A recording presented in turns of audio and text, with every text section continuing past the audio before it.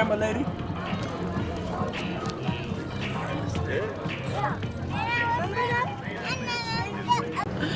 You're watching Christine Stoddard's New York. I'm here with Glen Heroy, founder of the Coney Island Clown Skool. Hey, Glenn. Hi. When you say it like that, it's imposing.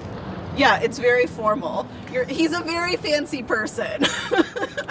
What can I say? So tell me about how this inaugural clown school went. It was 11-hour days. It was field trips into New York City.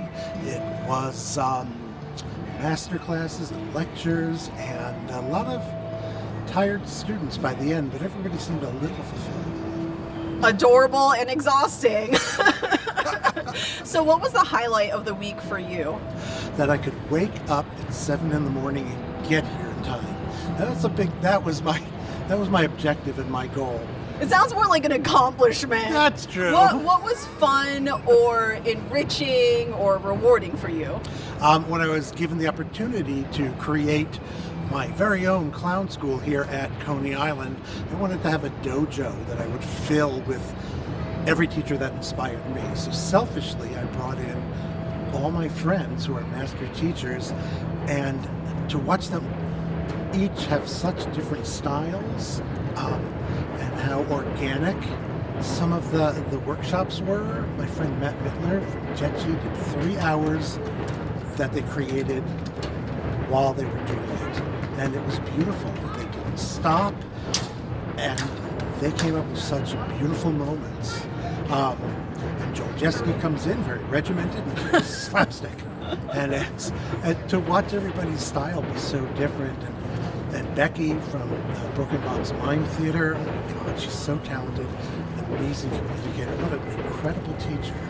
Yeah, definitely. I got to witness her in action, and I definitely have a video on the YouTube channel Stoddard Says, so check that out if you haven't seen it. Becky is a subject for one episode of Christine Stoddard's New York.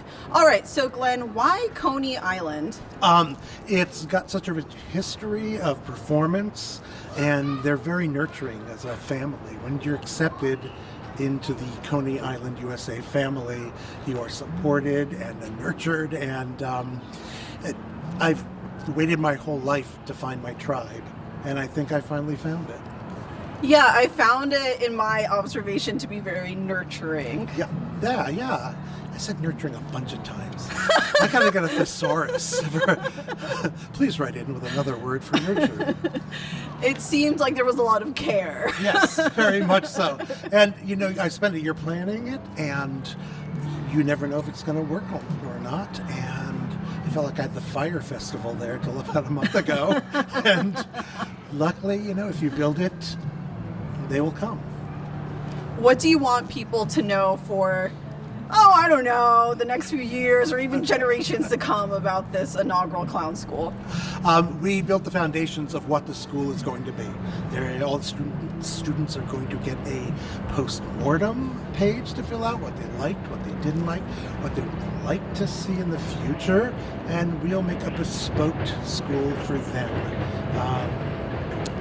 Hopefully, the old guard of clown can nurture the new class.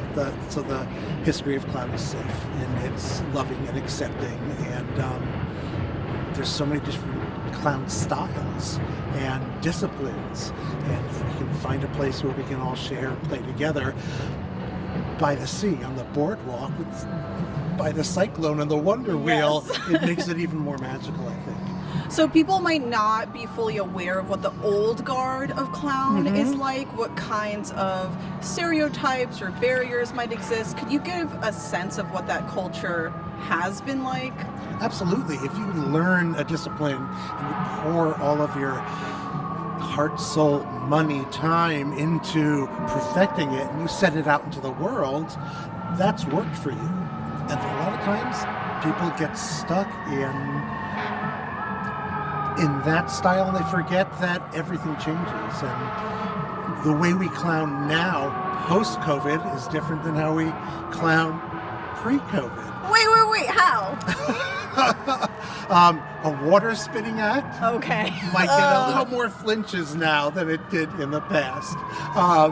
And also, there's children who aren't as social right now. Right. Because they were not allowed to be social for a few years. On that note, so for the kids who are scared of clowns, what do you say to them? Well, I'm scared of whales. I am. They scare me. So I don't hang out and stare at the ocean for hours. If you're scared of clowns, you might want to avoid the circus or places where clowns will pop up. But scary clowns in culture, they have a place.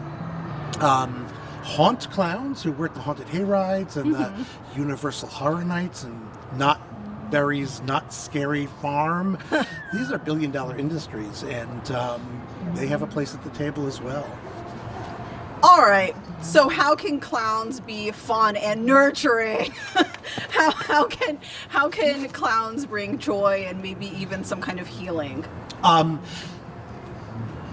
If you clown from the inside out, find out who you are, find yourself at your core and your most innocent or vulnerable, set that out into the world, you're going to experience things for the first time. And that's kind of a beautiful exploration.